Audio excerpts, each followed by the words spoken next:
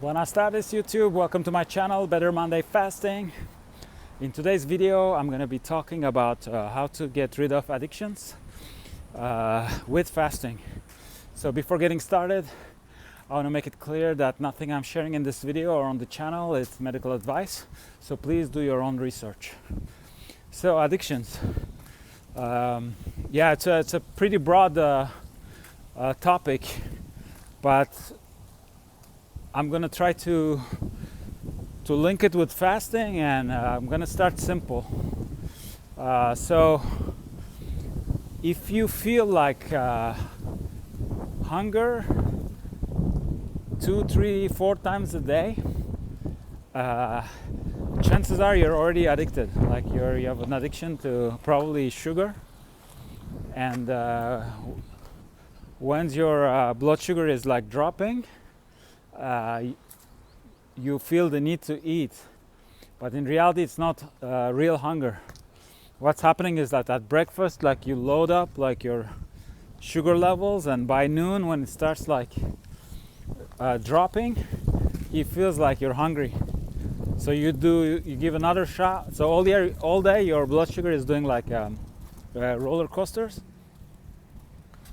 And with fasting, like if you start with intermittent fasting, that's already something you're going to be taking care of. You know, you're going to have more like a steady blood sugar level, and then it's going to give you perspective. You're going to be like, wow, what's what I was feeling like hunger, it wasn't actually. So it's going to also help you like read the signals you're getting from your body better, and you'll be getting like so if you start fasting regularly, at least you'll be able to put under control like the addiction to sugar you're having. And in the long run, if you start doing extended fasts, you're going to understand that what you were feeling, it had nothing to do with hunger. It was addiction to sugar. So that's like that will really create like a good basis. And I think also like just the fact that we're fasting, it will help with our willpower, cleansing the body. So it will, like, I'm not saying it will cure like any addiction directly, but it will make the needle move forward, you know, to the right direction. Now I have another approach for addictions. It's so like fasting is going to help, but now you want to get rid of a specific addiction. Then what I would suggest is the first, like, analyze your the addiction you're having. Like why are you like why are you addicted, you know, to that particular thing, you know. That way, I mean, what role like is it fulfilling? Because my take on addictions is like they serve a purpose, you know, like they serve a purpose, and it's just that the thing is like addictions are not sustainable. So say that your subrenal like glands, they're getting like weaker. So in order to get more adrenaline into your system, you're gonna be drinking some coffee. You're gonna get some outside stimulants, and in the short run, it's gonna work, you know, because it's gonna like excite your system, and you're gonna release a little bit of more like adrenaline, but it's not sustainable. Because after a while, your coffee addiction is going to plateau, and you're not going to be solving the problem. But at least if you know why you're having a particular addiction and what role it's playing, then you can come up with a sustainable solution. So that, like in my experience, it happened to me with exactly with coffee. So I had this pretty severe coffee addiction. I was like drinking 8 to 10 cups, and then I started fasting. And with fasting, I also started like juicing. And so everything I'm telling you to do, like to analyze and all that, I didn't do it. Like it kind of happened on by luck, by itself. So I was juicing a lot, like I was eating raw, like fasting, and before I know it, like within I'm doing my daily grounding. Before I know it, what happened is that I didn't. Coffee wasn't that appealing to me anymore. You know, I was like, without making a conscious effort, I was drinking less and less. Like, you know, I went from 8 to 10 cups to 5 to 6 cups, and then eventually 3, 2. And at one point, I was just like, I was really into making my own V60 infusions, extractions. So like I was, once a day, I will like grind my beans and like make my coffee. And then at one point, I eventually quit. Like I was like, oh, I don't need that anymore. And my analysis is that with fasting, with juicing, with eating raw, I think I just replaced my addiction with a sustainable solution. So then I wasn't in the need of. Coffee was just for best case scenario. It was just for pleasure. It wasn't. It wasn't giving me that. It wasn't fulfilling that function anymore. Because I was a type of person that, don't talk to me before I have my first coffee in the morning. I mean, until the first coffee in the morning, my brain wouldn't function and all that. So I was able to solve it like that, like without analyzing, without making any conscious effort. It just happened. And then for 6 years, I didn't drink a cup of coffee.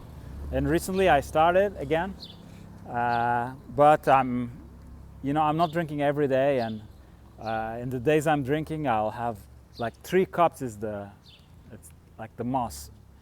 Sometimes I have 1 cup, and right now, like what I'm doing is like the days I'm on a 16/8 OMAD, and I'm skipping 3 OMADs a week, so I only eat 4 meals. So the days I'm eating. I don't drink coffee, and I spend that time cooking. And the days I'm not eating, I'll take advantage of that to go to coffee shops, since it liberates time from cooking, and that's when I'll have coffee. So it's been working pretty well. So I'm not having coffee every day, and when I'm not having it, like I don't feel, I wake up in the morning and I start working, I don't feel like that mentally I'm missing anything. Even when I have coffee, it gives me a little something, a little edge, but not that much. It seems like now, my brain, it's already there. It's already performing pretty high. Compared to my own self, I have no pretension to be performing, be a high performer or something like that. But it's just that it doesn't seem like I need that caffeine boost to get intellectual work done. So that's what I would suggest. If you have an addiction you want to get rid of, think, why are you having that addiction? It's nice if you're always on your phone. Maybe you have a cheap dopamine addiction, So that's something you can analyze and find solutions. The solution I find, I was also, I don't know if I had an addiction, but when first social media and the smartphones entered our lives, I was using it without discipline. and then I have a video called Digital Discipline. Now I just time everything. It's like fasting. I don't get that cheap dopamine in the morning, you know. I don't go first thing in the morning, my phone, Instagram, and look at the thumbs up or the hearts, and okay, but instead do creative work, you know. So then it could be also like, maybe, you know, if you spend too much time on social media, maybe it's a social void, you know, like maybe there's something, maybe you need to make friendships and talk to strangers and make new friendships. I mean, it's just that, you know, like we need to understand why. I mean, if you have a addiction to cigarettes, maybe it's like the serotonin, you know, you're addicted, like it gives you inspiration and it keeps you focused. Also, maybe it's an excuse to take a break, you know, from work and breathe. So maybe you could consciously take a break, get away from your desk, and then do some breathing exercises. Maybe it will fulfill that need, you know. So that's kind of my solution to addictions.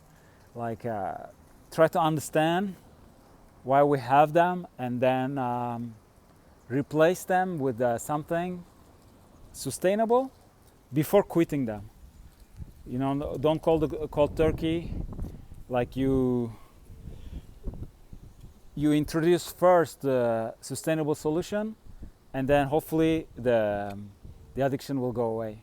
So that's my approach, and I did it without even trying. And there are other things I was able to get rid of it, like so there are solutions. Then with like heavy addictions, like you know, like illegal substances and all that. Yeah, that's something else. Like that's first of all, it's not something I experienced, but for that too, I mean, it's probably person who started using illegal substances. It's just that there was a void, like there was like something not functioning well, and we needed that extra boost, and then we got addicted to that thing. I mean, like fasting will help. Like I think fasting will help with any addiction, but if it's something heavy like that, maybe, yeah, it's you might need more than just fasting. But the principle is the same. I mean, you have to understand why we're addicted and try to replace that function with something sustainable. And so with my coffee addiction, it was healthy living, juicing, all those things. Yeah, I think for me it was like my like sub-kidney glands. They were like I think it's called subrenal. They were yeah, maybe they were a little tired, you know. So that's a little bit like, so when they're already tired and you get outside substances to push it, it's a little bit like, say your car's like tires, like you need to put more air, you know. They miss a little bit of air, and maybe you need to change the oil. So because your oil is like dirty and your tires, they're not filled up properly, so your car is not performing as well it should. And you, in order to compensate, instead of taking care of the car, you know, putting more air in the tires and changing the oil, you push more on the gas, you know. So you're burning more gas. You're tiring your car. You know, you're using your car in a bad way, and it's not solving the solution. Like you need to change the oil and put some air in the tires. That's the sustainable solution. So it's a little bit the same way with addictions. So I hope this video will be helpful to you, and I hope to see you in another one on the channel. Thank you for watching.